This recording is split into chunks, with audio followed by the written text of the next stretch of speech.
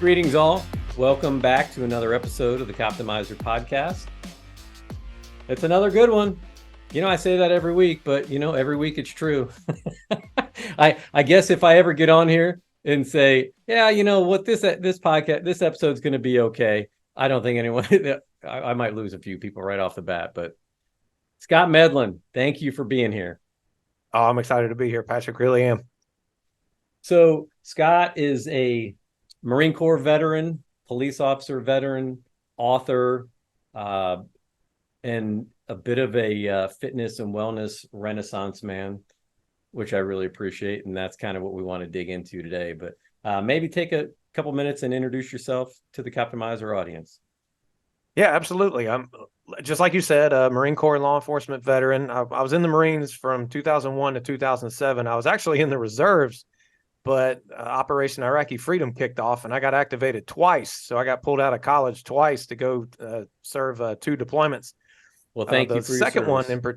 2 deployments. So the second one in particular, though, that was my first experience with almost losing my life.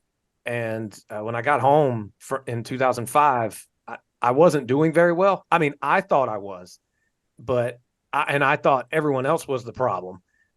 And the way people were seeing things that, and you can't relate, and how dare you say I'm moody and stuff like that.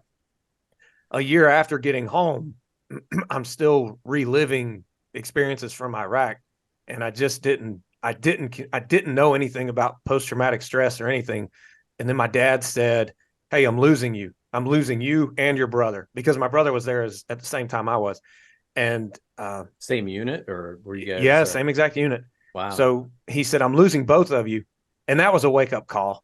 So we got the help we needed, thank goodness. But that really was a lifelong lesson right there. When you're exposed to things that the human mind is not innately wired to see and you're bothered by it, you need to attack it before it starts leading to a lot of bad things. Like it was bad relationships and my family and stuff like that for me. But anyway, eventually got out of the Marines and went into law enforcement, to which, I mean, that was a dream come true. Honestly, since my sophomore year in high school, I had just had this burning desire to work in law enforcement. And I was very excited on day one to get sworn in, just like every other officer is. But little did I know, or could have ever predicted, I battled an addiction, more post-traumatic stress, and depression at one point. Never thought it would happen to me.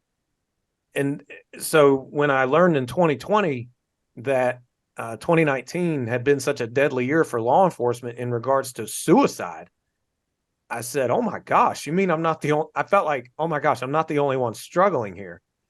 And I thought, well, I can take what I've learned through this journey and then might as well just put it out there in hopes of helping other officers. And I've been on that mission since. And I only left law enforcement because it wasn't working out for my family anymore. I miss it a lot. And to those who are listening to this, who are still in law enforcement, please remember, you are valued. I mean, there's going to be people calling 911 and you need to show up and be your best self. And that's what I try to do, is work with law enforcement to help them not lose focus and to have a strong, thriving mindset that I had to learn, particularly the last 4 years in my career. And so that's what I'm doing now. Well, we really appreciate that. Your story is really powerful, and, I'd like to say it's uncommon. But we know that that's not the truth, right? I mean, your story is very common. Yep. And I'm not even talking for, people that have experienced combat stress like you have, and many police officers. Just the stress of policing, we're hitting all of the same neural pathways, all the physiological mechanisms are really the same. So that's why your book, after we chatted the first time, I got a copy of your book. I'm going to throw it up here right now. This is one of them. You've written 2, but this one, the 101 Health Tips for Police Officers. We'll dig into that in a little bit. But as I was reading through this, I was like, yep. Yeah. Yeah. I mean, you nailed it. So great job. And one of the things I really like about it too is it's, and you talk about that in the book, where like, look, I want to make this easy to read. I want it to relate to the officers working the street. So it's not like a lot of the other books that I've read that are very academically oriented, that can, they can put you to sleep Yes. Even when you're alert and awake, and like you wake up an hour later, like what happened? Yep. Kind of like being in a squad car on a midnight shift, right? And we can talk a little bit about that. So where are you from? I'm from North Carolina, born and raised in North Carolina, and I worked in my hometown as a police officer for right around 12, 13 years. And then for the last few part of my career, I worked part-time in law enforcement. But yeah, North Carolina. I live in Florida now, though, and gosh, I have enjoyed it very much. So Blue Devil or Tar Heel, or Oh, neither? Tar Heel, 100%, because my parents went to the University of North Carolina at Chapel Hill. So yeah, Tar Heels, 100%. When I was in the Air Force, I was stationed in Charleston, South Carolina. One of my roommates was from High Point, North Carolina. Okay, cool. He was a Dookie. I'm a Boilermaker.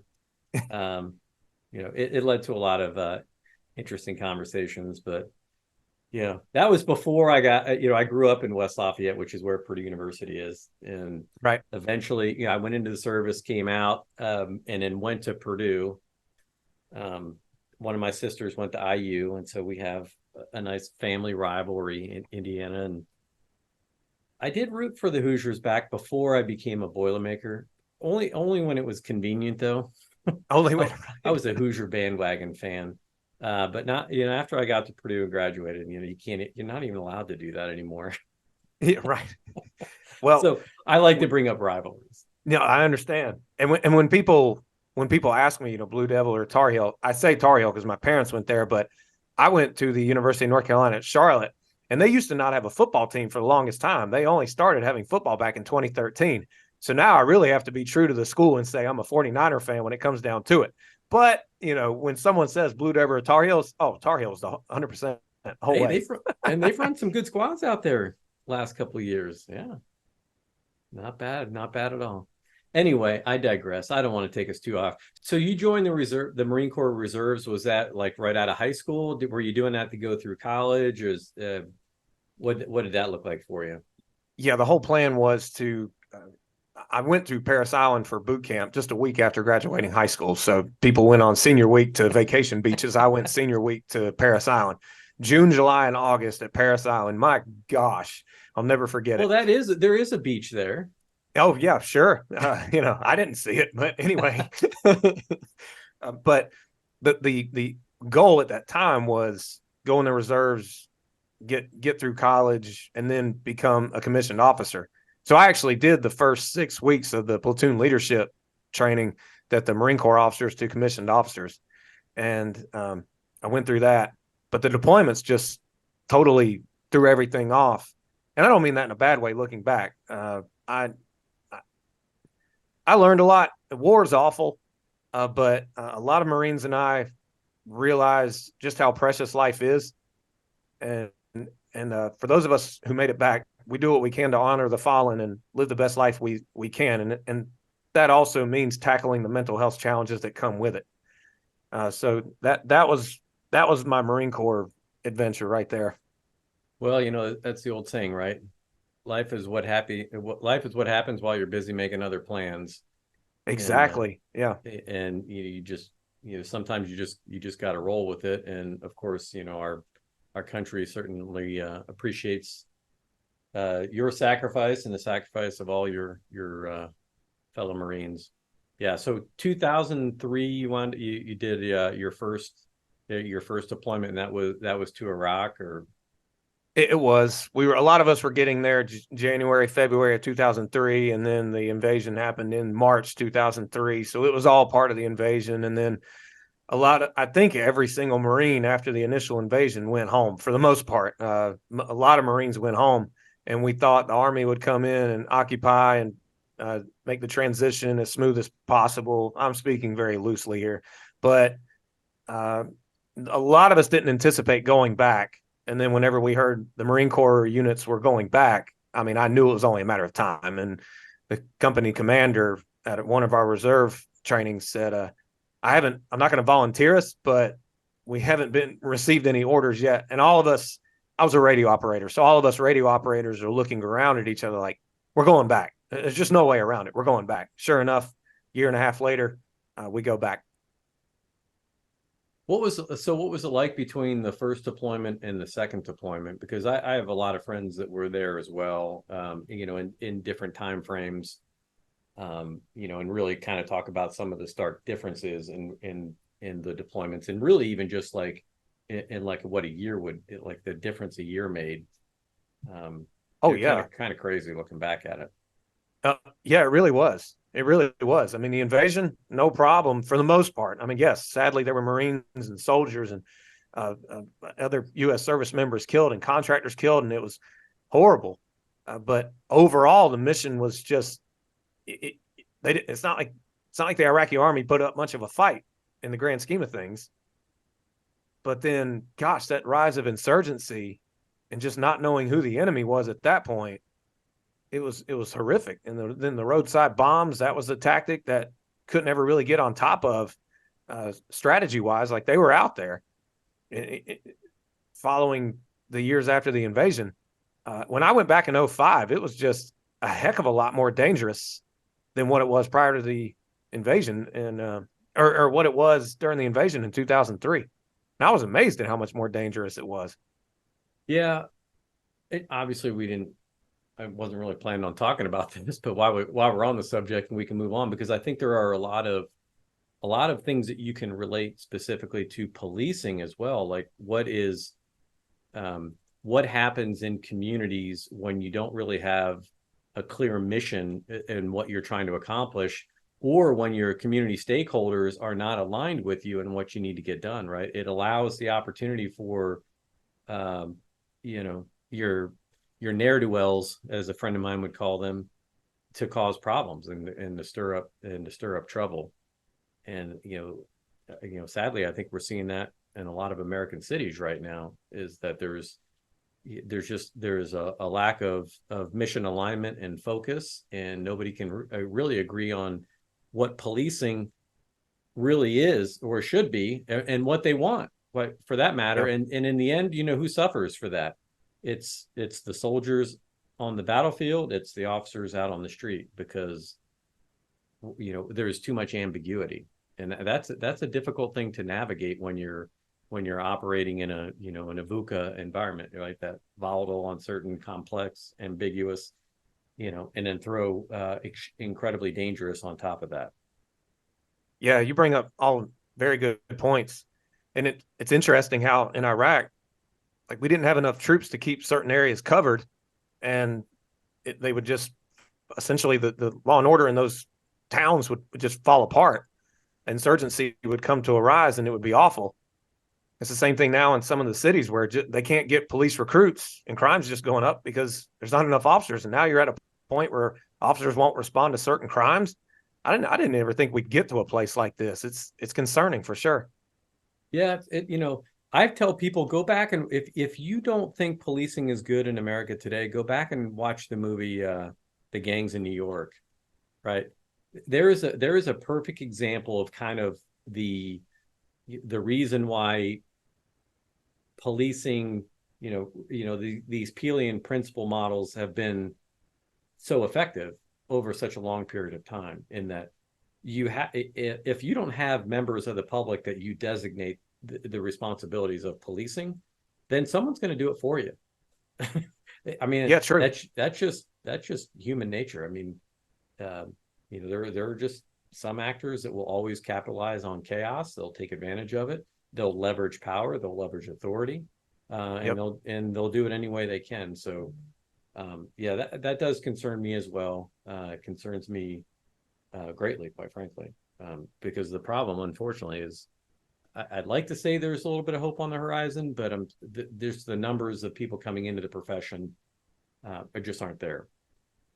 Yeah, and that's why I tried my best to really go all out to encourage those who are still on the job. Just, it is possible to show up for you, so you can show up that much better for others. If you are showing up, might as well focus on what you can control, which is ultimately your mindset, starting with that, and then take care of yourself so you're that more robust and ready for the challenges that are going to happen, whether it be stress or the trauma you see or a fight for your life, whatever it is. Just keep working on you. And if you're there, there's still meaning behind it, and there can be opportunities even in times when you think there's not. So policing in the best of circumstances is still very dangerous, very volatile, very unpredictable. Yep. We see it every day. Just watched several, just a couple more videos this week, officers getting assaulted. And when you're a young officer, probably, and when you're a young serviceman or woman, you think that, hey, you know what, I got this. This is all easy. I'm here. This is what I've been preparing for. This is what I want to do. And then after that kind of newness wears off and the reality of your situation sets in, if you don't have good structure and a plan in place, then like I tell my kids sometimes, right? You're going to be a ship in the ocean with the sail up and no rudder. And you're going wherever the wind takes you. That could be a beautiful tropical island. It could be some big craggly, sharp rocks and coral reefs, and you might upend fish food. Yeah, sure. So having a plan to steer the ship is a good idea. But then agencies also have a responsibility too for providing these types of services, these types of education. And the old model was, there's 10 people waiting for your position.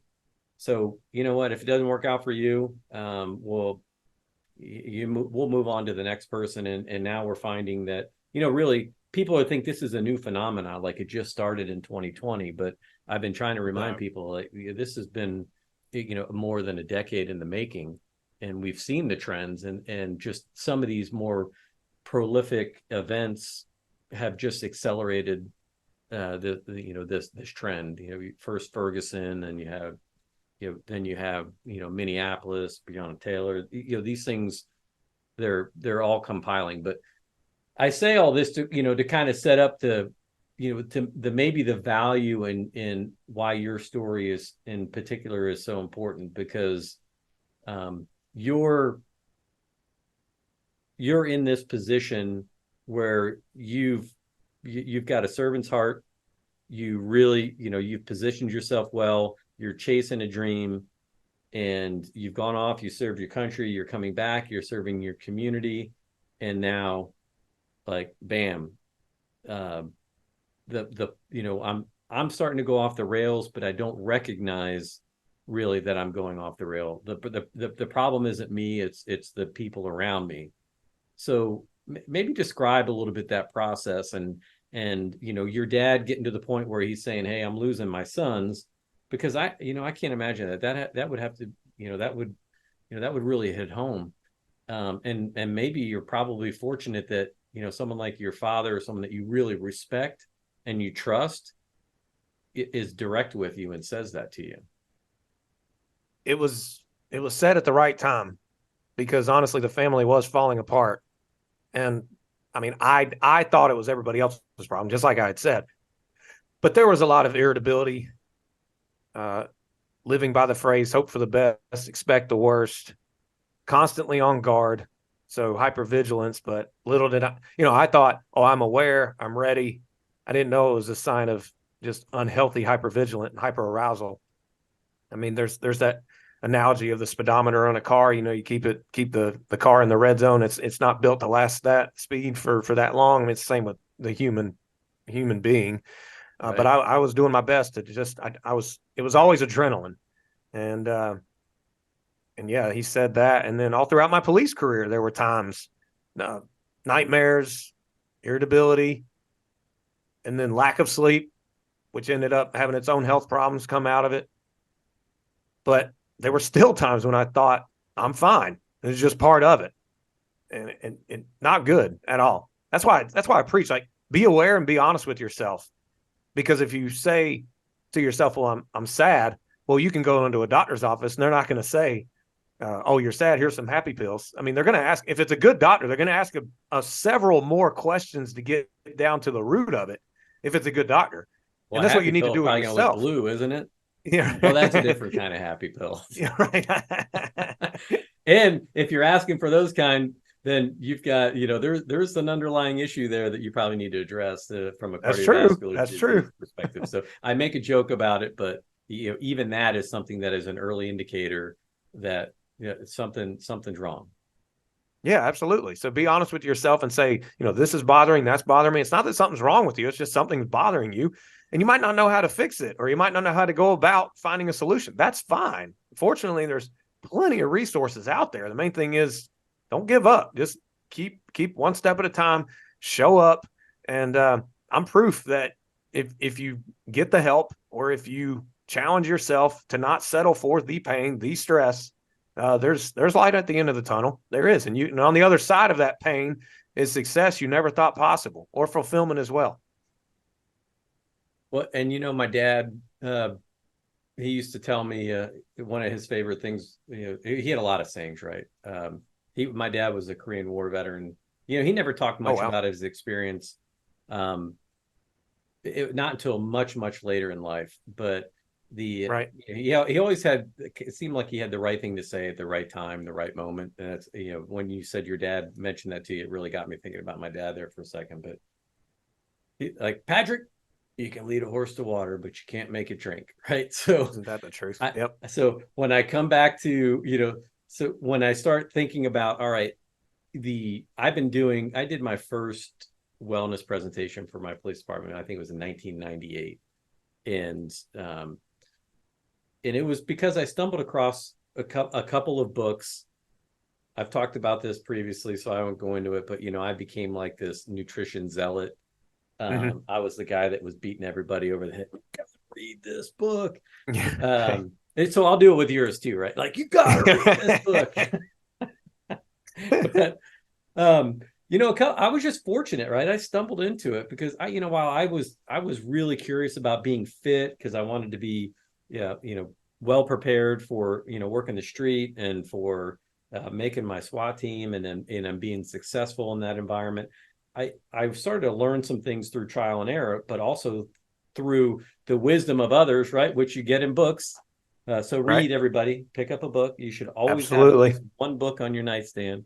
I read Phil Maffetone's book is called In Fitness and Health, the big book of In Fitness and Health. And it was just, he's the first person I ever heard talk about chemical, emotional, and physical stressors.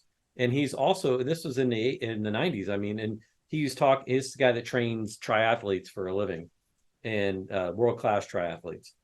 And it was the first time I'd ever heard of this thing called adrenal stress. Like, well, what is adrenal stress? And as he described it and I read it, I was like, oh shit. Yep. Like, I get that like a couple of times an hour, I think, sometimes at work, depending on the shift. It's like, and it just really got me curious. So when Kevin Gilmartin really hit the scene a few years later, the theory of hypervigilance, I was in the back of my mind, I'm like, okay, the fitness things that I've been experiencing, the nutrition things I've been experiencing, now these physiological effects of stress and how that impacts the system, adrenal stress. I'm like, I was very fortunate, I think, to connect a lot of dots at an early time and say, I better be careful, and I want to share this. But again, when I come back to what got me down this path, is you can lead a horse to water, but you can't make it drink. And I just found that some people were very receptive to this information, but a lot of cops didn't want to hear it. They're like, nope, I don't want anyone telling me what I should be doing, what I should be eating, and so, I did a lot of things the wrong way, early in my career, trying to convince people why they should consider their health, look into a holistic approach. But I learned a lot along the way too. I don't know that I ever perfected it, but I didn't stop trying. And that's why I'm here today. I'm still trying to tell the story, and hopefully we can bring as many people along as we can. So that's why I always get excited when I meet people like you that get it, and that fortunately have experienced some dark places and survived to tell about it, and now can come back and share their stories. So maybe touch on what, once your dad said that, you start kind of recognizing this, where did it go from there? what was work like? What were you doing on the job? Uh, let's see. Right after Dad told me he was losing me, that was 2006. So it was just a year before getting into law enforcement. But I got treatment through neuro linguistic programming (NLP), Yeah. where basically I was able to disconnect the emotion from the event and not relive it, which was amazing because we run that risk of our when we think about something, it generates an emotion, which thus can generate an action and results in our life. Well, I'm thinking about this mortar attack that almost killed me over and over and over again. So there come the emotions with it. There was never any disconnect. Finally, through NLP, there was that disconnect, and I was able to see life a lot differently and not just reliving the past the whole time. So I really took that into law enforcement. And even though I said the 3 damaging words, I am fine, a lot, when I wasn't fine and things came to a point that I realized, oh, shoot, I've got to do something about this, I was a heck of a lot more willing to go seek professional treatment just because of that amazing experience I had the year after getting home from Iraq and being treated for NLP. That's interesting, So that, because there's a lot of people today that still don't even know what NLP is. So, I mean, right. it's gained a lot. I mean, there's a lot of advancements have been made in that field, and maybe we'll come back and touch on some of those. I'm really curious about some of the modern techniques, using ketamine and certain types of um, medicinal, mushrooms, nootropics. There's a lot of cool stuff that's out there now. Oh, yeah, there really is. There really is. And I'm not a big fan of the therapy that just has someone talk about an experience over and over and over again. I feel like you're rehearsing it, you're reliving it. That's just me. And I'm a big fan of NLP, but I've done tapping as well. I've been through that. And some like it wasn't an official EMDR session, but it ended up being that. So I've been part of different treatments throughout my law enforcement career. I went through different things, but NLP was a game changer. It helped me get out of my addiction as well. So I'm a big believer in NLP, and I had to pay for it on my own, but it was an investment because the road I was going down was not good. It's better to invest my own money and get better. So Yeah. If you're waiting for someone else, that's kind of the old saying, even like we like to take on that saying when you're on the street, right? No one else is coming, save yourself. Well, that applies to outside of work as well. That applies to things absolutely like, if your agency isn't providing you a gym, go find one. If your agency doesn't have a good exactly. EAP program, go find one. If your agency doesn't provide a nutrition plan or program, go find one. There's a lot Yeah. of people out there that love to help military and first responders. They'll give discounts, but you have to take the initiative to go. If you're waiting for someone to bring it to you, and I'm not doing that until someone else does it for me, you're your own worst enemy at that point. Oh, 100%. Yeah. And it's amazing how, the mind likes what it's familiar with, even if we're doing something that's bad for us, such as, well, a lot of the common thing can be alcohol, drinking alcohol to help cope with the stress. And you might be in the habit of it, or that worst case scenario, an actual alcoholism addiction, and then you need to get out of it, but it's just the addiction, the habit is so strong, the brain doesn't want to let it go because it's just more familiar with it. So yeah, even if you do reach out for help, you're still going to have that thought, oh my gosh, what could happen? And there's that fear. I'm telling you from experience. But when you start to see, oh, there's life without this bad habit, or there's life without thinking this negative all the time, when you start to see it and you make that leap, oh, it's so worth it every time. Yeah, that's great. And now that you mentioned that, Jonathan Hickory wrote the forward for your book. I saw that. Yep, And he was on your podcast. he was, and Yeah. he's also, there was a movie that was made around his story, Break Every Chain, starring Dean Cain. Good movie. And yeah, it was a great movie. So powerful.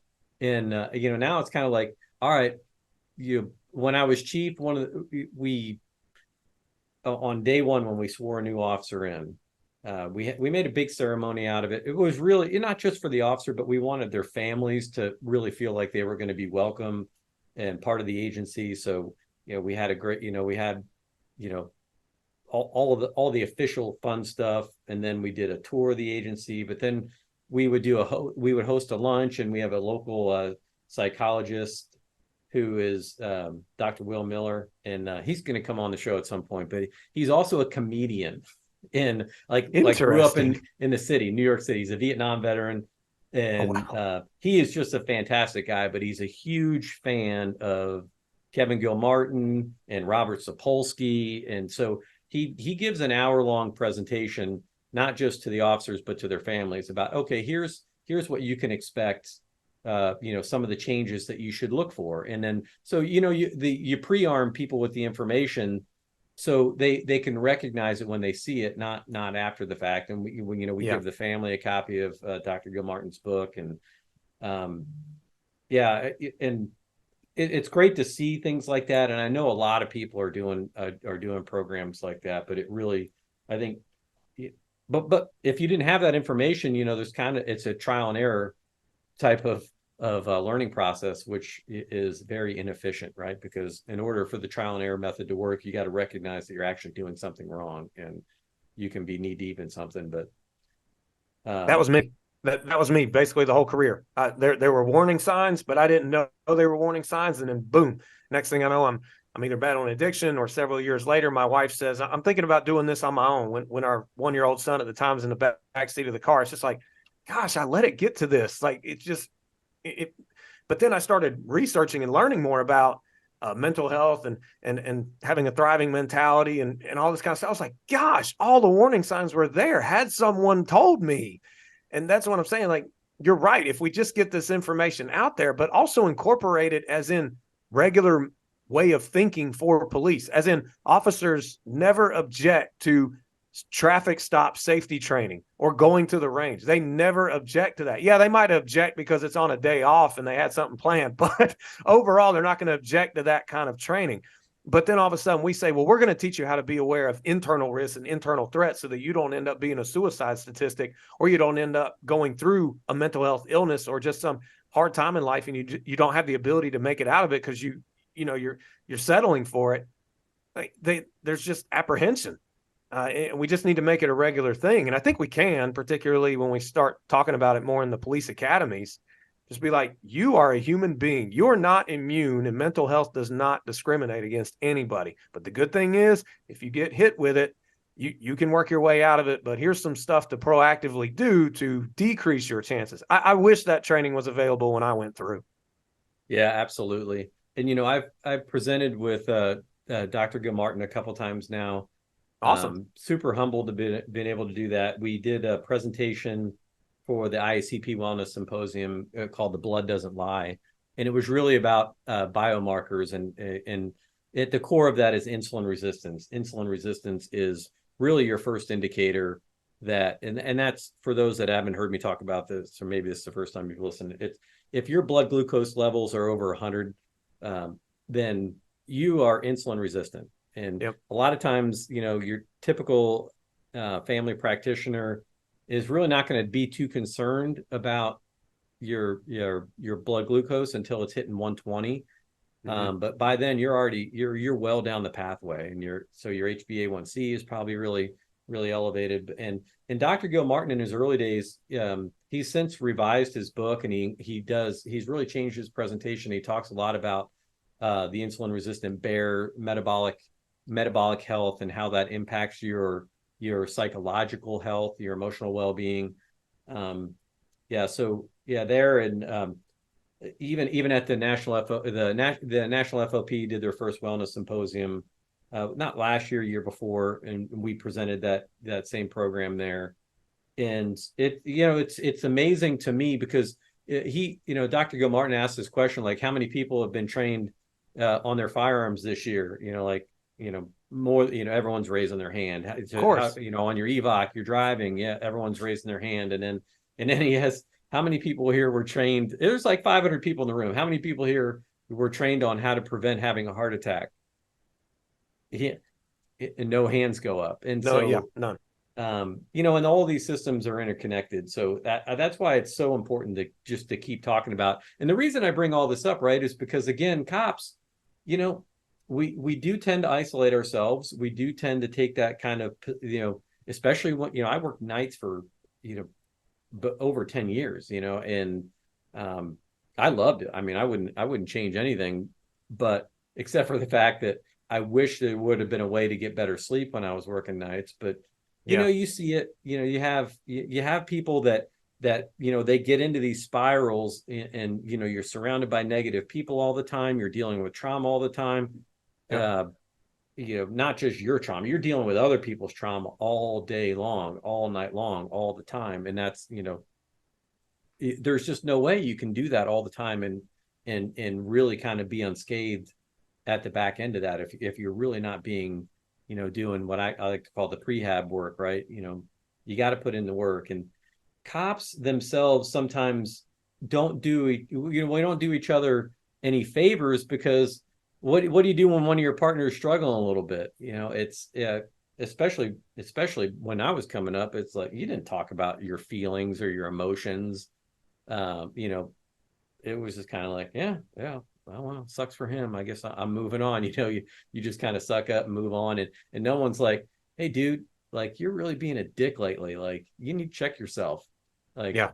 you're treating people disrespectfully. You're not communicating well with your partners. What's going on? Like Right. we don't, and it's gotten a lot better, right? I'm not, and we have people that are better educated and understand this more now. But I think we still have a long way to go. Oh, a tremendously long way. But I am grateful there is momentum, and there really is. Yeah, and the other thing on that too is, I get down this rabbit hole and I just go. The company that I do work with now, and they're the main sponsor for our podcast, the Performance Protocol. They do, they're bringing the executive coaching model to policing, and I've talked about this a few times, but here's kind of like one of the realities that I had, like even, and I say this, I was a chief for 10 years, and it was about halfway through my tenure when I went through this program where I was forced to work with a life coach, and I was uncomfortable about doing that. I'm like, I don't need this, like, Yeah. I mean, Right. I'm good, right? Like, Yeah. Oh, I'm and good. I'm then, fine. yeah, it was 20. I've told this story a lot, but it was like, it's worth repeating because it was like 20 minutes into this session with this coach. And I realized, I'm like, okay, this isn't the type of thing where I'm laying on my back and, this guy's trying to dig in and make me feel uncomfortable. It was really just about like, hey, tell me what's going on in your life. What's happening, you know, what are your goals? What are you trying to accomplish? Where are the roadblocks? And then boom, and then he starts digging in. And I was just like, man, the hour's up. And then I had 2 weeks later, I had another hour session, 2 weeks after that. And yeah, so I learned a ton. And then it was kind of like, man, I wish I'd have done this 25 years ago. I wish I could have done this in the academy, at the Yeah. post academy level, because, sometimes talking to your peers isn't the right thing to do. But having somebody that understands what you're experiencing, that's been there, that's done that, but that also has specific areas of expertise, that and people just like you that can lead them in a positive direction, or at least give them the information where they can help themselves with, right? Because in the end, we all got to carry our own rucks. You can't carry someone else's for them. You can for periods of time, you can help them, but so I'm just kind of curious about, like, what is did you experience that too? I mean, did you have any partners that were kind of like calling you out, or was it just something you kind of were suffering alone with? Suffering alone through the addiction 2 years into the police career, but then 9 years in, I was working as a canine. I had been on the canine unit for about 3 years at that point, and I mean, things were coming around. I mean, my dog and I were catching people when all odds were against us. It was amazing, and I just was so eaten up by the job. And then my wife says, basically, it's either her or the job. She had it. She had absolutely had it. And so a lot of mine was when it impacted the people back home. For the most part, I did a pretty good job, even when I was down at my worst, showing up with a smile and and treating people professionally and being able to share empathy or, express empathy with people and stuff like that. So a lot of what I did was because I wasn't feeling well physically, mentally, or because I was being called out on it by good friends or, straight up my wife. But what I noticed was I did have those officers from time to time that would reach out to me. More times than not, it was because they were going through marital problems, and we did talk about it. And then I started to realize it just wasn't me that was struggling. Like, this really was happening a lot to other officers. But yeah, some you would, I remember some I would say, I really hope you're doing okay. And then, man, I'm good. I'm good. And it was kind of like that attitude, like, don't you dare. And I'm thinking, well, I have nothing but good intention for you. Please understand that. But yeah, to anyone wanting to bottle it in, there's really no good point in doing that. Speaking from experience. But it just goes back to what you said. I think we do have a long way to go, but there is momentum forward. And I think it's happening a lot more where officers are talking a little bit more to each other. The rule of thumb I heard, though, that really changed the trajectory in my last few years in the career was if you want to meet up and vent, vent for 5 minutes. Give yourselves 5 minutes to vent. And then you absolutely at 5 minutes have to start talking about something empowering, strengthening, positive, or else you'll just vent for an hour and leave feeling just as bad as when you got there to talk with that officer to vent. So just start exercising that rule right now. I call that the negative energy train. There we go. and I'm sure you relate to this, right? I used to tell this story to young sergeants, and people in my roll calls from way back would remember this, because this is kind of one of those observations that you kind of like, okay, sometimes correlation does equal causation, because you're sitting in a roll call, maybe you got a basketball game or something on the TV, people are yakking it up, laughing, everyone's in a good mood, and then you get down to business, and you might have 15 people in the room, 20, whatever, and it only takes one person. You get one person in the room, like everyone in 1 minute smiling, happy, joking, and then that one guy. There's always that one guy. Oh, yeah. That's bullshit, and then it's like, yeah, and then you can just feel the positivity get sucked out of the room, right? And so people, you have this group of cops that are getting ready to go hit the streets. 1 minute they're happy and excited. The next minute it's like, all right, it's coming. It's almost like they're bracing themselves mentally for what's about ready to happen when they hit the street, and then they're on their way out to the car. And I like to make this joke, like dispatch hits them up on the radio before they even make it to their car. Like, hey, be en route such and such for domestic or whatever. And then it's just like, then the officer gets mad at the dispatcher, like, why are you sending me? I'm not even in my car. And they jump the dispatcher over the air. And then the dispatcher is like sitting in dispatch, like, what the hell? Like, what did I do? I'm just doing my job. Right. And then what happens in there? The phone rings, ring, 911, police. Is that a police problem? They're getting all because of that one chippy guy with the callers. And next thing you know, because then you're in the sergeant's office, and then the phone rings, and then it's someone like, I just called your dispatch center, and your dispatcher was rude. And it's just like, huh. And then so you could kind of see this. I joke about it, right? But you could just see that energy just building momentum, and and it crushes everything in its path if you're not careful. If you're not careful. And that's why it's like, hey, somebody in those moments has to learn to be an interrupter. Like when you feel the party starting to go bad, it's like, hey, let's get it back on track here, because now the cops, he's not gonna be in a great mood when he gets to the call. And of course we know, and hell, this was before people were shoving video cameras in your face and you had to wear a body camera, and every decision you make is second guessed, and it's going to be second guessed, and yet no one seems to care that people can treat cops like all day long, and all people worry about is if a cop has a negative reaction. It is I say all this because that's the environment, but there is a way through it, right? And there is a way to manage it. It doesn't have to be that way where now, because now you get in that car and then like you're saying, all right, 5 minutes, let's get it out of our system, 5 minutes. But then you got to have one of you has got to have the ability to say, okay, let's turn it and what's good, what's happening. Yeah.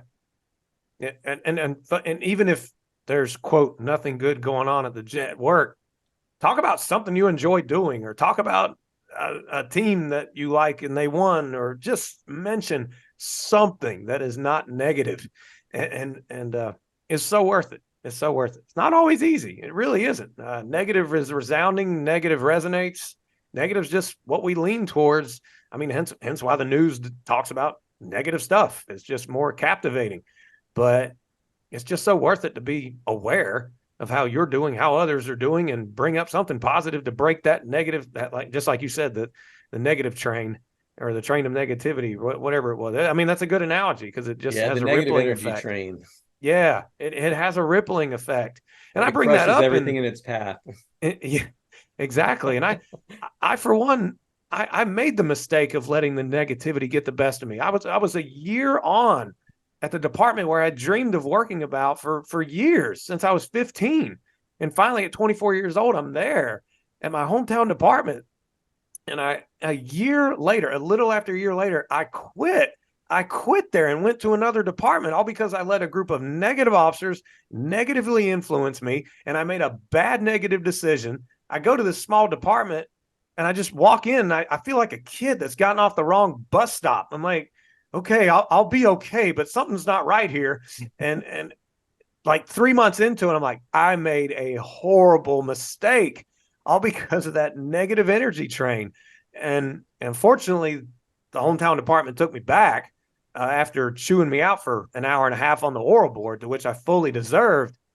But when I came back, I'm not saying I never complained again or wasn't negative, but I really, really, really didn't let the negative crew suck me in again. And the fact is, we are who we are around. And if you're around, I mean, I like my one of my favorite motivational speakers is Les Brown. He says, you hang around losers, you're going to be a loser. It's the hard truth. So yeah, be careful as to who's around you. And I made a point to just drive to find officers who would lift me up, rather than the ones who would just complain the whole time. Well, I just heard that on ESPN radio this morning with my my son and two of his friends that I drive to school every morning. They were talking about Nick Saban down in Alabama. And he has got a saying that, winners train, losers complain. Yeah, very true. It's like, wow. Yeah. I actually had to turn the radio down and say, hey, did you guys hear what he just said? And they were like, yeah. I'm like, you should put that on a t-shirt. Turn the radio back up. Yeah. Well, that's interesting. So you come back to the agency. What was it like when you came back? I mean, what was that experience like? So, because the negative officers are probably still there, but now you've left, so this is the part where this is kind of the Tibetan proverb, right? Where you've started your journey up the mountain, and now you've returned. So you've seen what it's like on the other side, and you get to bring that perspective back with you. You don't just look and assume what it's like. You've been there, you've experienced it. Now you come back and your perception and your perceptive is changed, right? Oh, 100%. Yeah. My first morning back, I go to the back of the police department, and some officers are like, hey, you're back. That wasn't long. Ha ha ha. And they made fun of me. Which, I of course I expected that. Yeah, you're I deserved it. I rolled with it. But there was one officer in his car, and this officer was particularly negative 150% of the time. He said he was having an issue with his laptop, and he just looked at me. He said, you should have stayed gone. And prior to leaving, I might have entertained it. But when I just dismissed it, I was like, no, you haven't. It was a breath of fresh air to return back and to really start focusing on the good things that were going on there. Even such things as, well, it is what it is. Like the county where I worked, if you caught someone and charged them, more than likely, the DA's office would fight for a conviction. They wouldn't just dismiss it. Yeah. So it was that kind of thing too. Just simple things that I just took for granted. And then and then just the ability, there were more opportunities to work in different areas of focusing on like what, whether it be warrants or traffic stops, commercial crime, whatever you wanted to do, there was more opportunities. And I was blinded to that before. I just settled for the opinions of others. It was a horrible mistake. And I mean, I told you, I'm just one of those that had to learn the hard way the whole time through my career, but at least I did.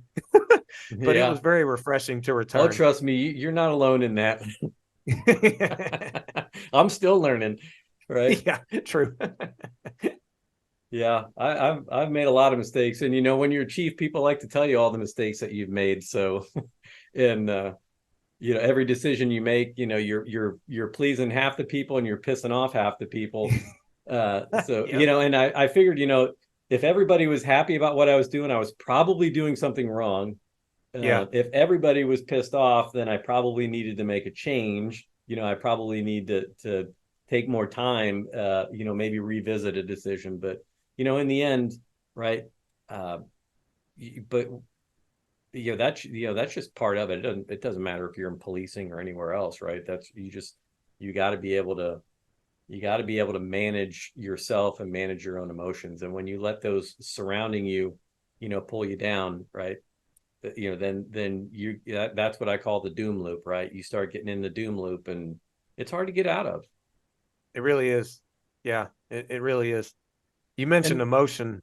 Yeah. The more I've looked into mental health ever since writing my first book back in 2020, I'm really amazed at just how emotions determine so much in our lives. I mean, we act out of emotion for the most part, and we really have to be aware as to how we're doing emotionally, because you can't be pissed off and grateful at the same time. But being pissed off all the time isn't necessarily going to build you any kind of fulfillment, whereas gratitude will. And that's when I tapped into gratitude, that's what helped me get out of depression. Just that emotion of gratitude. I never thought it'd be possible to do that. When the psychologist told me to start writing things down that were positive, I said, there's no way this works. And I mean, I'm even doubting a professional. and I started doing it. I was like, oh my gosh, I started being more aware of the things I could be grateful for. And that happened as well when I returned back to the home agency. I was just like, wow, this is amazing. I'm more grateful. So yeah, emotions are huge. Yeah. And that, oh my gosh, we could talk just for hours about that alone. Oh, we could. Yeah, for sure. And I had some conversations with Mike Malpass about that as well, right? Because, emotions are also hormonally based, right? The body, again, it's a sea of interconnections. Mm-hmm. And when one part is out of balance, you can expect that something else is going to be out of balance. And, when you're young, you can absorb a lot of that. Your body can take it, but it's not without a cost though. And that's kind of where, ultimately, in some of the wellness things and initiatives that I did, it really, I used to own a CrossFit gym. Even training people outside of law enforcement, you just really learn a lot about what motivates people, what they're, how they're trying to change. But, this is kind of where, the synergy happens when you recognize it, right? When you start understanding that something's not right, I need to make a change. I need to be grateful that I'm in a position to even be able to make the change. So that's something to feel good about. And now you just kind of manage expectations. What tends to derail people when they're trying to make changes is they want it to happen all at once, and nothing happens at once. You don't dig yourself into these holes, with one scoop of the shovel, unless you're driving a gigantic backhoe. You're right. Yeah, sure. It's one small little shovel at a time. And so that's kind of that's the first thing you need to do is stop digging. Stop digging, think about what the path is going to be, find the right resources to move forward, and then go. So it reminded me again, I'll go back to the coaching, right? Because I've read a lot about meditation. I had kind of started to experiment with things like that. I've been reading the science behind it, and I had a hard time believing too that there can be a validated scientific explanation for how meditation can improve brain function, how it can improve your physiology. And And then, the coach that I was working with, and I've talked about this, I won't go into all this, but the big thing I changed the first week with him was my morning routine. I structured a morning routine. Part of that morning routine, literally, and this, I've talked about it before, but first thing I do when I wake up, it was no looking at the phone, right? Oh yeah. Because that, as a chief, you pick up the phone, you're like, what was there? If it didn't wake you up overnight, you're looking at it first thing in the morning, and you might have a plan for your day, what you're going to get done. And then you read that, and now something derails you before you're even, literally before you even take your morning, your first morning pee, or you're not even out of the bed yet. So it's no phone. It was literally get up, go do I would do like 10, and I still do it to this day, stretch, and then make a cup of coffee. And then I sit back down in it's literally right, you can't see it in the camera, but it's right behind me, my little meditation chair. I use a Muse headset. I do anywhere from 10 to 15 minutes. So I drink my coffee, break out my reading. So I've been reading the Stoics and different things there. Read a little bit of that, and then my gratitude journal, and write five. I would write 5 things down, and it didn't have to be complex. And he said, No. look, if you need to write the same thing down every day until you kind of start getting the hang of it, before you know it, when you're 6 months into this thing, and you got a book filled up, and you kind of go back and you look, and you're like, you can start to see the themes, that consciously you're not recognizing it, but your subconscious is picking up. Then you come back and look, and you're like, oh yeah, that makes sense now. So, all right. Yeah, we're burning through this clock, man. we haven't even touched on the book yet. So let's cover the next part. So you become a canine officer. Things are going great at work, except at home, the wife's like, yeah, I think I'd rather do this by myself. And that leaves you really kind of in a position where you got to do some serious soul searching. Oh, big time. Big time. I mean, I did what a lot of police officers do. I let that job become who I was. I mean, that was my identity. I mean, I am a canine officer. I didn't say I work at such and such police department and am assigned as a canine officer. Heck no, it was I am. I am is very powerful. When people state I am, it's a very powerful statement. So I encourage officers always be aware of how you're talking. I mean, if you say I am stressed, well, you're just going to continue to be stressed. I mean, I am is very powerful. So, I had to call a friend who's a pastor, and I said, I don't know what to do. I said, I'm either going to have to give this up or just make it work somehow. He said, no, he said, you're past that. He said, look, your job is earthly. Your wife is godly. Put her first. And I did. Was it easy? No. But that was a really resonating moment in life where I learned normally the most challenging decisions we make are like in that case, it was the hardest decision, but it was the right decision. I sank though. I did the right thing and resigned, but for 2 years I battled resentment. I just didn't feel like there was any kind of future, like a compelling future at all. I was just lost. And that's when I went back to the NLP doctor and I said, I'm not doing well. I show up with a smile. I'm doing what I can. They put me as an SRO after the canine assignment for more of a family friendly schedule. I said, I'm showing up for the kids as best I can. I care about them. It's actually been a pretty good assignment, but I'm just lost. And he said, you actually experienced trauma giving up your dog. You can't stop thinking about that dog and thinking about your times on canine, can you? I said, no, I can't. He said, you're living in the past. You're not living in the moment, and you're not planning for your future. He said, you're living in the past. So we did more NLP to try to disconnect from the negative emotions of resigning. And then in November of 2018, 2 years after, I'll never forget, I had been waking up early in the morning to do yoga because I was 11 years on the job at this point, and I was sick and tired of being stiff all the time in uniform and working in the schools. It's putting on that uniform Monday through Friday. So I said, let me swallow my ego here and start doing power yoga. So I was doing that for stretching, and it was working. But one particular video came up, an ad. It was by Dean Graziosi. Millionaire Success Habits was the book he was promoting at the time. at that point, I didn't read a lot at all. I mean, I had read one book, I think 10 years throughout my career, and it was Verbal Judo. So I for some Good book. reason, his marketing was great.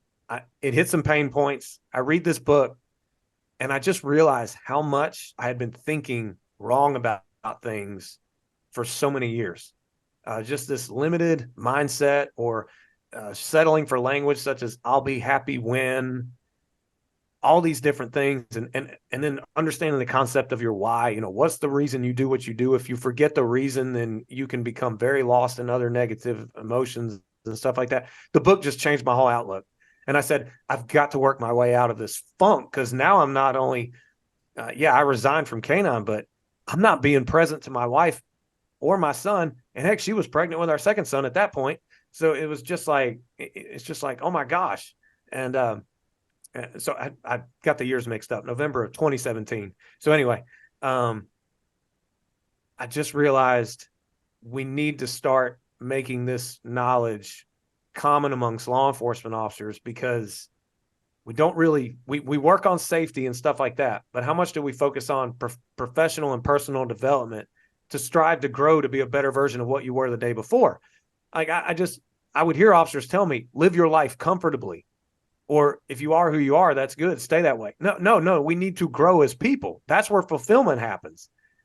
And I didn't know that until tapping into some of these books. And after I read that one, I read another one and another one and another one. And it led into writing my own and presenting across the country about this stuff.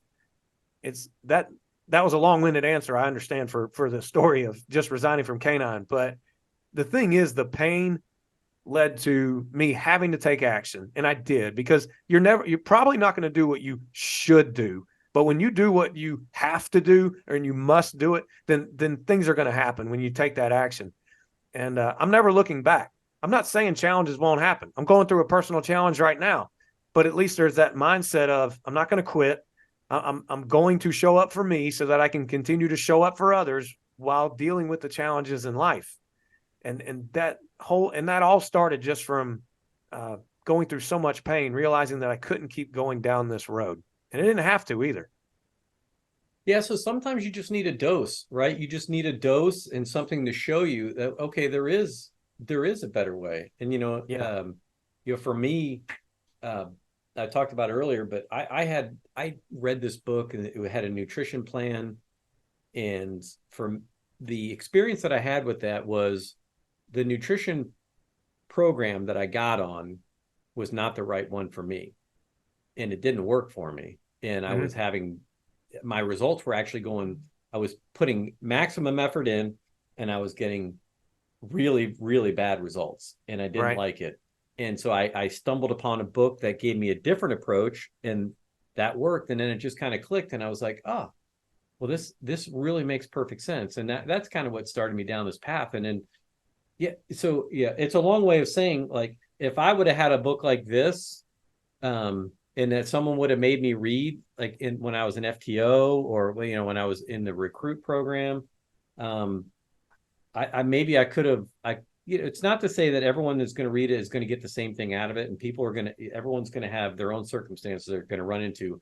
But I would say, at 56 years of age, and being at a point where I am retired. One of my goals is always, like, when I retire, I want to be fit. I want to be able to go hiking with my kids. I want to be able to do the things that I want to do. And I got a highlight here, like in the forward of your book. And I wanted to make a point to read this, because 101 health tips for police officers in the introduction. You say, more officers died in 2019 by their own hand than in the line of duty. And that's simply not acceptable. We have to make sure that officers understand the importance of the little things when it comes to mental and physical health, which is why I think which wrote, had you read this book. And I think that's important to understand, because I just saw, again, a stat the other day. In 2015, on the back end of the 21st Century Policing Initiative, the Obama administration, we had the 6 pillars that came out in the report. pillar number 6, officer safety and wellness, almost all the resources are, we're really focused on mental and emotional health. And it's needed, right? I'm not saying that's a bad thing. Where I got a little concerned is like, man, we're not talking about the physical health and how the physical health impacts the emotional health. And I would have liked to have seen it. And I think we're kind of course correcting now, but I would have liked to have, seen us take a more holistic approach even then, because since then we've dumped a ton of resources into emotional well-being. And yet again, last year, suicide was the number 1 killer of cops. The number of police officers that killed themselves in 2021, 22 was higher than it was in 2015, 2016. There's so many things in that book, 101 Health Tips, that are so easy for someone to do. It can equip you that much better to weather this just threat that's real, and nobody's immune to it. That's the problem. I think there's too much denial, and you tell officers complacency kills, and they think external threats. They don't think internally something can happen to them.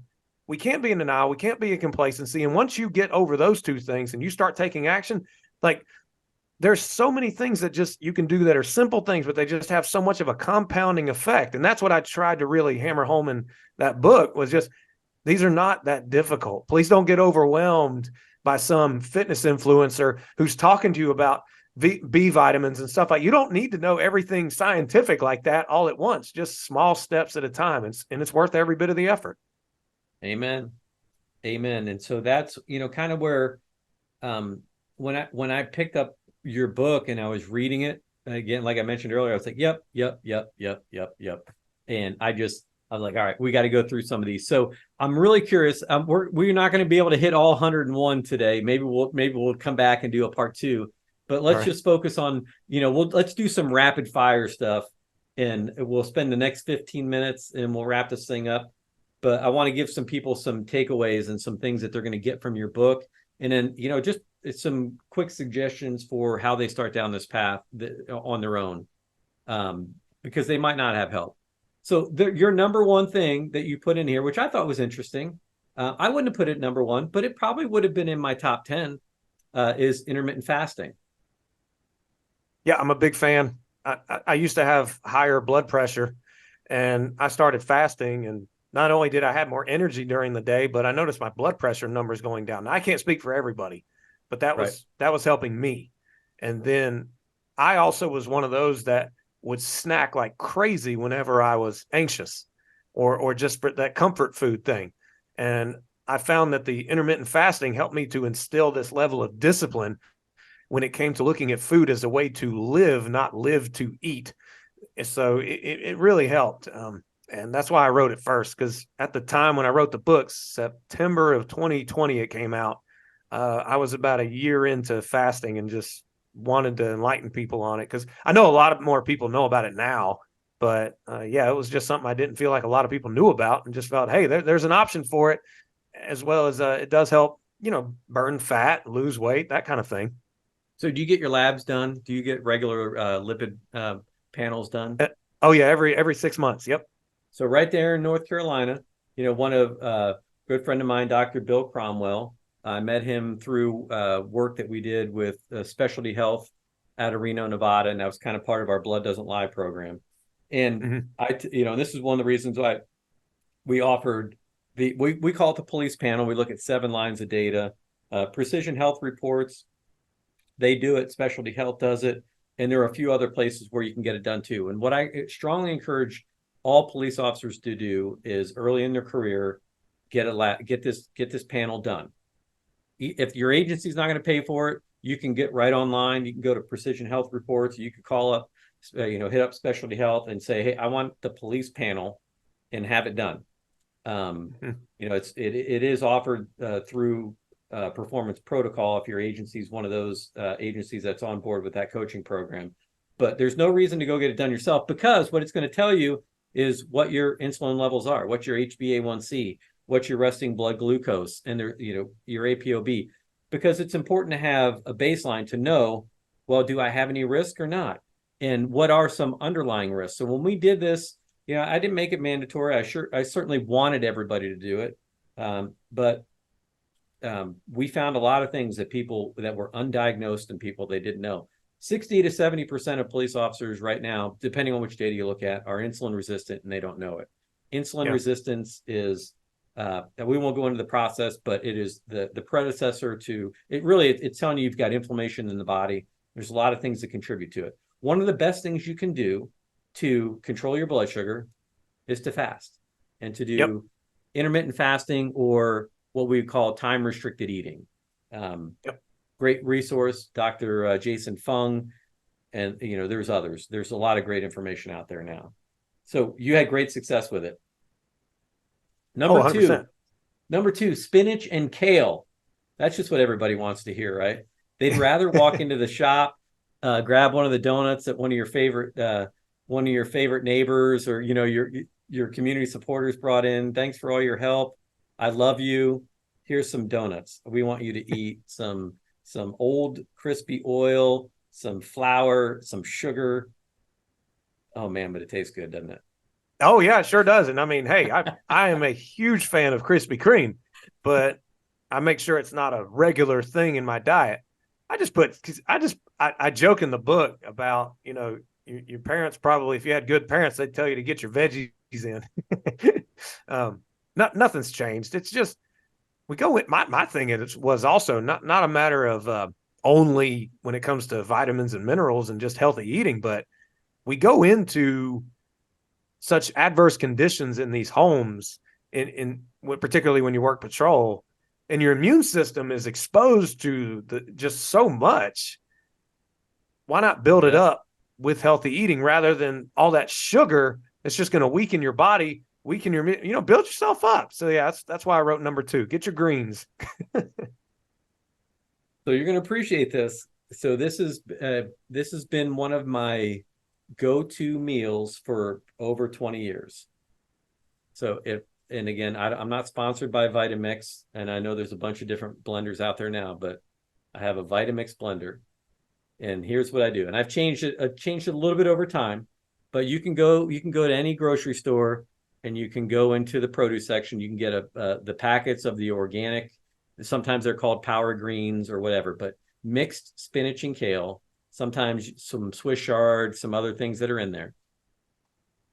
In your Vitamix, grab some coconut milk. I usually get the low fat.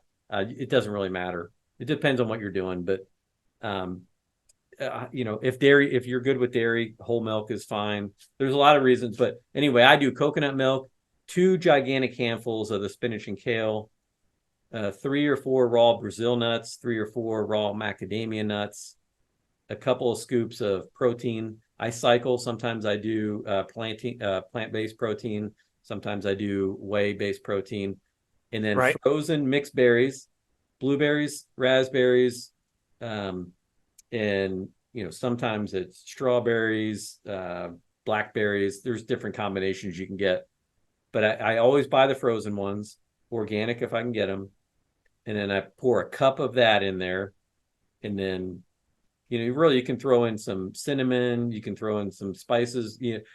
Sometimes I'll throw in like a scoop of almond butter to get a little bit of fat on it. You throw it in that Vitamixer, you blend it up. You've got a meal that's quick and easy to make. You can do it in 2 to 3 minutes, and you've got all the vitamins and nutrients that you're going to need. Oh yeah, no, that sounded very wholesome. Yeah, definitely. My wife, I try to get my wife and kids to do it. They won't do it. They're like, that's disgusting. You don't have any. Oh, forget that. Even if it tastes bad, I know it's doing good for me. I'll chug it down. You're like me. I'm like, if it's good for me, I'll eat it. I don't care. Yep, I'll eat exactly. liver. But anyway, I think it tastes good. And so you can play with the formula, but there you go. Tons of reasons why you want to eat spinach and kale, vegetables in general. Get on it. All right, number 3, conquer the department snacks wheel of temptation. Yeah. I might have covered that in an object too, with the donuts. Pretty much. I mean, it's not necessarily that something is there every day. But I mean, I remember 2016, the tragic night that the 5 Dallas police officers were ambushed. Yeah. We had so much community outreach. They would bring us so much food, and don't get me wrong, I was very grateful, but my gosh, all the food was pizzas and spaghetti and donuts and candy. And I mean, don't get me wrong, I partook in some of it, but the ability just to know that you can walk away from that stuff and you don't need it. If you do struggle with your weight, if you struggle with snacking and stuff, I encourage you to walk into the room where the community has brought all the junk food to us, to which, yes, be grateful for it, but you don't have to eat it. Walk in and then say, I don't need this, and walk out. It gives your brain the sense of, oh, yeah, we don't need it. Okay. Yeah. I mean, it's too easy to snack. Particularly on long rainy days or nights when there's boredom. We gravitate towards pleasure by instinct and we run away from pain. The short-term pain of walking away from the snacks is worth it in the long run to create lasting pleasure, because you feel better overall. I'm just saying, you can get sucked into that easy temptation, but it's not worth it. And for me to say that I was never sucked in, that's a downright lie. Oh yeah. But awareness is half the battle. So Mark Cucuzella, he's a doctor. He's in West Virginia. He's an Air Force doc. He has a clinic there. He's done a lot of different things, but he teaches a running program for the Air Force, and he's written a book called Run for Your Life. It's fantastic. But when he was a medical director for a local hospital system, he was astonished by some of the things that were in the food that they were serving their patients. So they started a campaign where they called it a sugar-free campaign. So with this wellness, he works with this group that we did a lot of work with and still do. And so we started a campaign called, our abbreviations for our PD were LPD. So it was sugar-free LPD. And we put up posters. How do you think that went over? Oh yeah, I'm sure it was a train wreck. No. Well, everyone kind of knows, like, I'm the guy, like, I'm always looking at what people are eating, and they're always like, is he judging me? Is he judging me? And I'm like, well, only partly, Yeah, right. and it's not because I'm being critical, it's because I care. So a lot of research on temptation, right? So there's only in willpower, you only have so much. And if everybody knows that there's that one person in records, there's that one detective, there's that one administrator, they got a bowl full of candy. There's something there, right? That's and you're walking by, every time, and you see it every time you walk by, and there's a part of you that has to say, no, you have to tell yourself, no, I'm not going to do it. But that might be easy if you just came back from breakfast or you just came back from lunch. But now let's just say it's 2:30. It's been in the afternoon. You're a detective. It's been a stressful day. And your cortisol levels are up. So what does that do? That drives your cravings for blood sugar, because the brain is the most amazing predictive machine on the planet. Yeah. And it's saying, hey, we're going to need more energy. Yeah. Don't pass up that opportunity for food. Don't pass it up. Walk by, grab it. If you've ever, like, I'm fascinated right now. I'm hooked on History Channel. I've been going back and watching all the seasons of Alone. I don't know if you've watched that show or not. Mm-mm. People get dropped off in the wilderness with 10 items and they got to survive. So really, they got to make decisions like, do I go, because there's no food with them. So do I build a shelter? Do I go hunt? What do I do? And everything within the first week, everything is just around food, and their brain is so fixed on, where is my next meal coming from? Nothing else matters. And it's amazing how the human begins to prioritize based on, what it needs. And for cops who are facing high levels of hypervigilance, which is driving your cortisol levels up, which is causing insulin spikes, so this is the hormonal cascade that I was talking about. It's telling you, eat every chance you get. And you know what? The sweeter, the better, because that's going to be quick energy. And for whatever we don't need, we're going to store for later. So that's why cops, working night shifts, that aren't sleeping well, that have high levels of stress, are in big, big trouble unless they start to understand some of these mechanisms that are in place and take steps to move forward. So there's there you go. No, you hit the nail on the head. Nail on the head. All right, next one, stretch. Yoga man. So what did you get from yoga? I just started to feel better physically. I felt younger in a way. I started yoga when I was mid-30s, and I was just like, man, I don't, the gear wasn't kicking my butt as much as it used to, so far as wearing it 5 days a week. I'm not going to get scientific about it. It was just common sense. I stretched more. I felt better physically. I felt mentally better as well because my mind wasn't so focused on, oh, my back, oh, my knees, oh, my whatever. No, it just felt that. And as my yoga coach, Sean Vigue, says, where there's flexibility, there's youth. So I was feeling younger. And I was actually amazed that the flexibility and the power yoga was helping my athleticism. And I was, 35, 36. And here I am in better shape than some of the people in the early 20s just coming on. So if someone's like, no, I do CrossFit, I lift weights, I'm not going to do this power yoga stuff, at least just stretch, because we all know that if you're not stretching after working out, there's that lactic acid buildup, and then you're sitting in a patrol car, which that quote, sitting is the new smoking. That's true. It's really accurate. We got to move. We got to stretch. And policing already ages you as is because of the experiences. So let's try to do some anti-aging things and stretch. That's my opinion. That's why I wrote about it. And boy, has it been beneficial for me even to this day. Yeah. So, my 20s and 30s, I was the Monday, Wednesday, Friday, chest and tries, Tuesday, Thursday, back and buys, Wednesday, legs. I ran just about every day. I ran a ton. I discovered CrossFit in my late 30s. This was back in like 2004 or 5 timeframe. And I eventually went and got my cert in 2008, opened my affiliate in 2009. And it was mostly because I needed a place to do it. I can't say that I ran it like a great business. We wound up taking on partners years later just because it was taken off and it was so busy and it just couldn't manage it. Good. But all that being said, by the time I'm 40, I can't do an overhead squat, right? I can't, my shoulders they just won't go there. Why? Because I do bench press and I ran a lot, and stretching was not something that I did unless I kind of felt like I had to. Like my stretch was a light jog to kind of warm up. And so it took me a while to realize, like, and again, it was one of those things, if I could go back, I would have been, like at a very, very young age, I would have stretched and mobilized, because that's where injury prevention comes from. That's where power comes from, speed, it's all part of flexibility. And it doesn't have to be yoga. Yoga is a great way to do it. Pilates is a great way to do it. Right.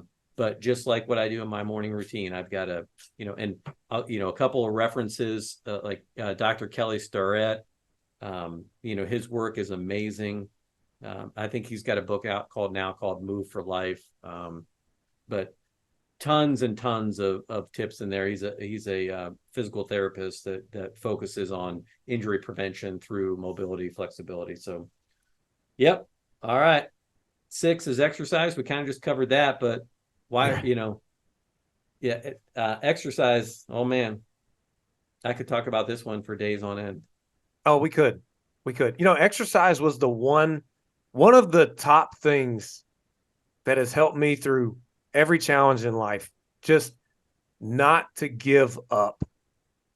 When I exercise, it rewires the brain, and it pumps those endorphins, and it helped me not only to stay in shape physically, but I noticed that when I would exercise, I would just have that much of ambition I needed just to say, I'm not going to quit on this challenge in life.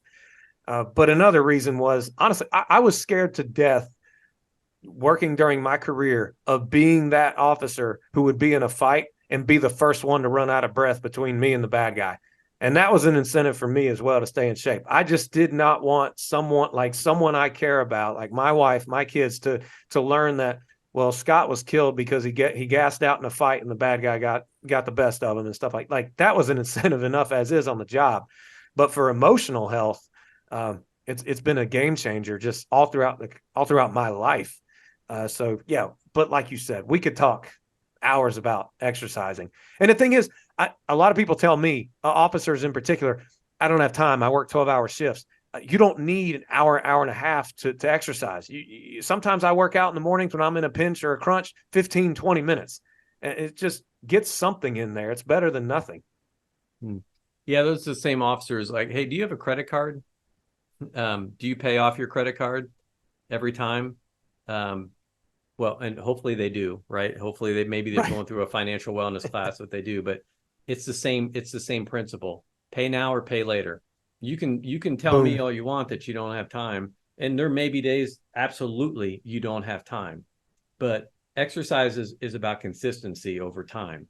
And intensity is relative to what you're trying to accomplish.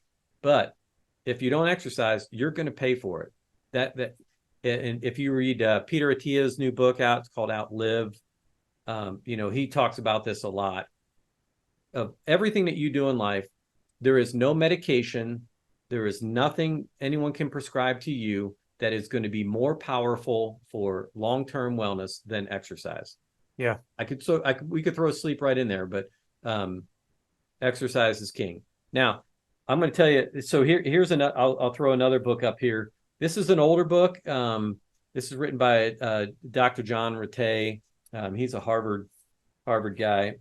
And one thing I learned about in this book, so when you run and exercise, do you ever feel like the first 5 minutes might be the hardest part, but then kind of after you get into a groove, and once you showing up is just getting there is the hardest part. But then once you get moving, you start to feel better.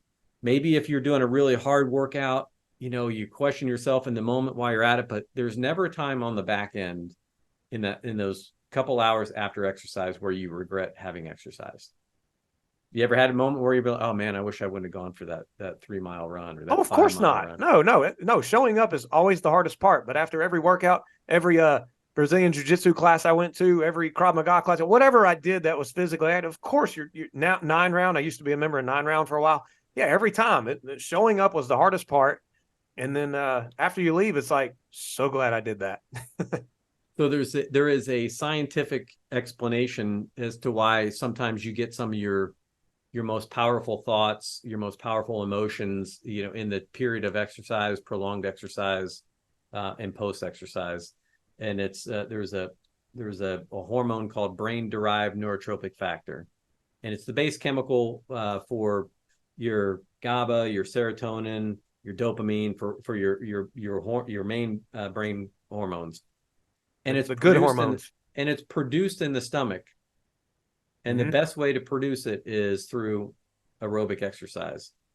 So if you're curious about that, read more. You don't even have to understand it. Just know, okay, I just need to get my heart rate up, try to get it in 60 to 70% of my maximum heart rate, and try to keep it there for 30 to 40 minutes. Doesn't matter what you do.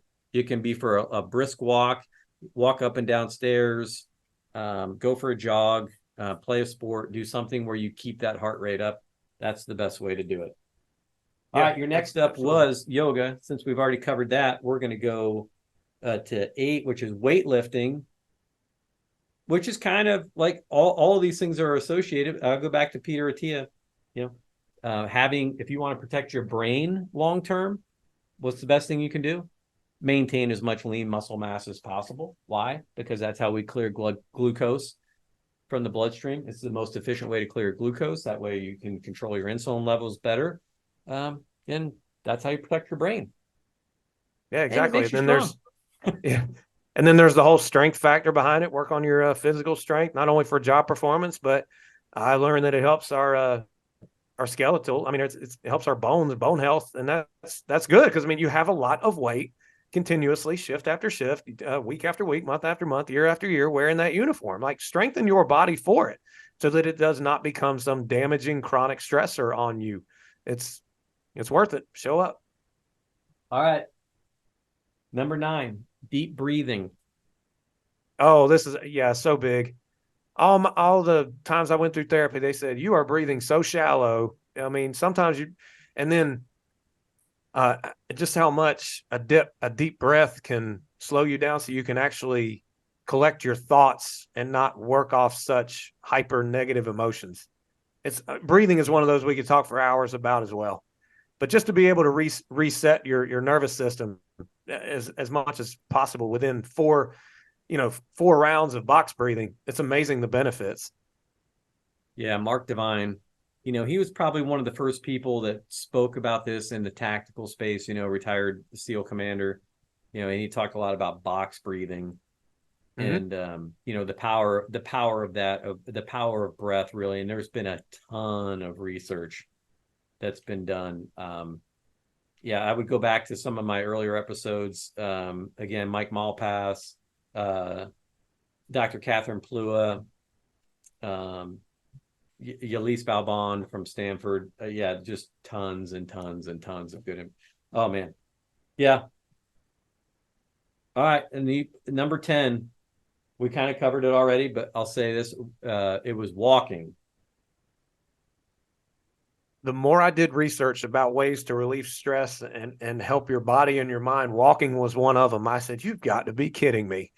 But just the ability to move your body, which changes your physiology, which can help put you in a better state to think about how to overcome stress or overcome a challenge or work on a project you need to do, stuff like that, just all by walking. Heck, if you're walking without any distraction, you can actually get into kind of a meditative state. So yeah, I mean, it's something as simple as walking can help.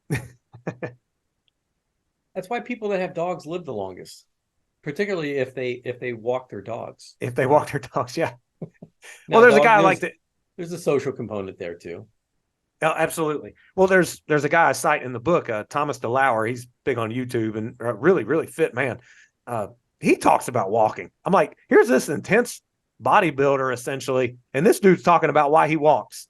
Come on now, people, let's get over our egos, start walking. Zone 2, the zone 2, that's where that's those long just getting your heart rate up a little bit and keeping it there for a while. I'm going to reference another book that I read recently, Michael Easter's book, Do Hard Things, and in that that's a fantastic book too. I really encourage people to read it. But rucking is his thing. Add a little bit of weight, and a little bit of something about rucking, don't you? Oh, just a little. Yeah. Well, as it turns out, the military has been on to something for a long time. They might not have even known about it. Nope. Well, it's in this. And it really is. It's kind of an evolution. There's an evolutionary explanation to it, right? Human beings for a long time walked and traveled long distances, and you carried everything that you owned.